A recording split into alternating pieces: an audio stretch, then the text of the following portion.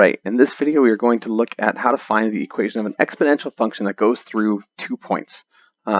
So here I've got just a couple random points that happen to have, I think they're not obvious solutions, but they work out relatively nice here. We're going to walk through how would I find the exponential function that goes through any 2 random points. Again, always these are x, y coordinate pairs. So that's my x value is 1, my y is 4.8, x value is 4, y value is 16.2. So what we're going to do is, I've got to plug these into, I have my general equation is y equals a times b to the x for exponential functions. I need to find what are the a and the b values, right, to make it fit through, to go through these 2 points, right. I know 2 sets of xy pairs. So what we're going to do is we're going to create a system of equations that will let us solve this, right, just like you kind of did in Algebra 1, right. I'm going to create a system of equations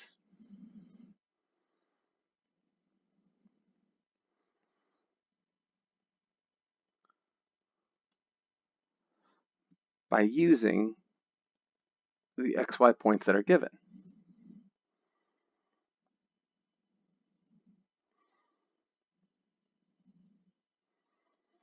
And just a hint, you don't have to do this, but the math usually ends up working out nicer, is to write, it's easier to write the bigger x value on the top.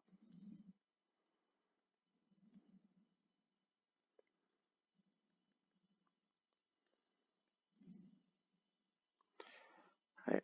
So write the larger x value equation first. I'm going to use those points, right? The points that we were given.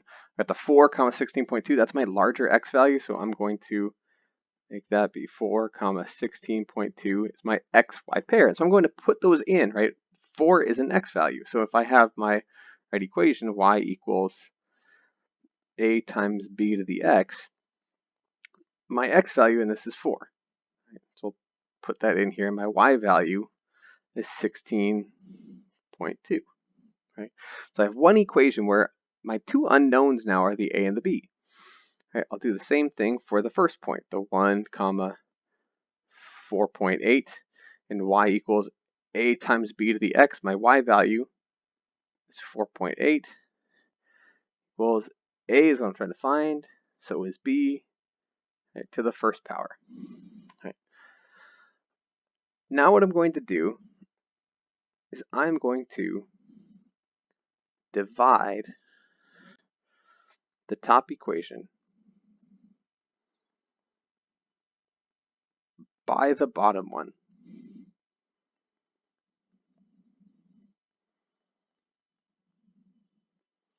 Because what this is going to do is going to cancel my a values. Because anything divided by itself, when I do a divided by a, I'm going to end up with 1. So let's see how that plays out, because you're saying, what? I can just divide an equation by another one? How does that work? Right. If I have 16.2 equals a times b to the 4th power, right? There's my equation. I know that with that equation, right, the scales are balanced. I can basically do anything I want to the left side of the equation as long as I do the exact same thing to the right side of the equation. Right? So let's say I'm going to divide both the left and the right side here by just a random number, 4.8. Right? You would all agree that I can do that operation. I could take the left side of the equation, divide it by 4.8, the right side of the equation, divide it by 4.8, and if the scale started equal, if it was an equation, afterwards it's going to remain equal, right? I've cut both sides by that factor of 4.8. It's going to still be a true equation. But from above, I know that 4.8 and a times b to the first power, they're equal things, right? So I could substitute this a times b to the first power in here. Right? And what that lets me do now is if I divide the left side, I'm going to get some number, and if I divide the right side, my a's are going to cancel. Right? I have a times b to something, a times b to something. I'm going to end up with 1 times b to some power and I'll just be left with my b value. So if we do that, you can grab out a calculator or just trust that I'm going to do it right when we do it. Right? 16.2 divided by 4.8 gives me 3.375. And I'm going to have the a divided by the a cancels, goes away, ends up being just 1, right? Times, I get b to the 4th divided by b to the 1st power, right? Let's do that off to the side here, right? Rules of algebra, exponent rules, b to the 4th divided by b to the 1st. You could do it a bunch of different ways, right? B to the 4th is 4 b's all divided by just 1 b, so those are going to cancel. You can also say, right, it's equal to b to the 4 minus 1 if you just remember your rules of exponents. I take the top number, subtract the bottom number. No matter what I do, I'm going to end up with b cubed, right? B to the 4th divided by b to the 1st here is just b cubed.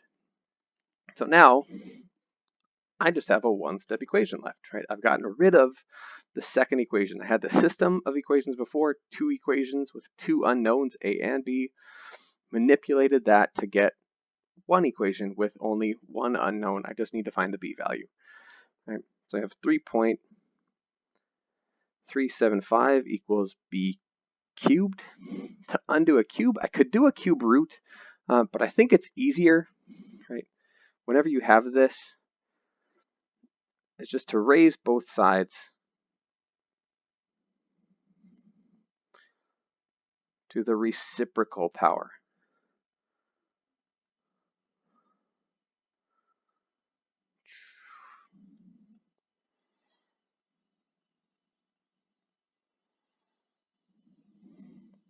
Of b. So if I had b cubed, I'm going to do, right, b cubed to the 1/3 to cancel that out.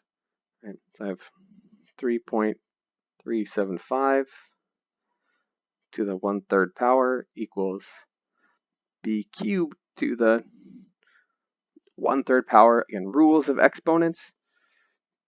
B cubed to the 1/3 is equal to b to the 3rd times 1/3. Like I multiply those exponents together to just get b by itself.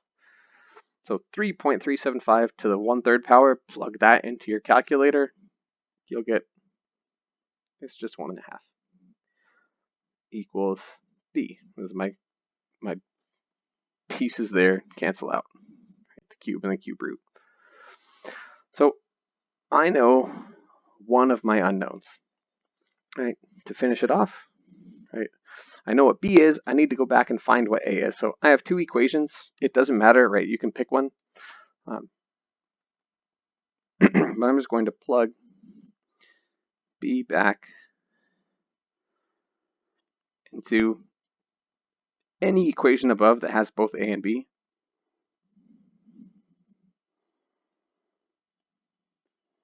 And solve for a.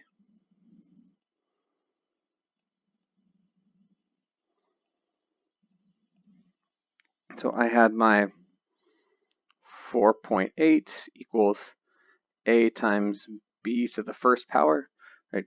Going up here, just rewriting it there. But now I know that b is 1.5. So just plug 1.5 in for b here, right? 1.5 to the 1st power is just 1.5. So divide both sides by 1.5, and I end up with 4.8 divided by 1.5 is 3.2 is my a value. So I had my general equation, right? Y equals a times x to the b. Nope. A times b to the x. That's the exponential equation. See, even I mess this up sometimes.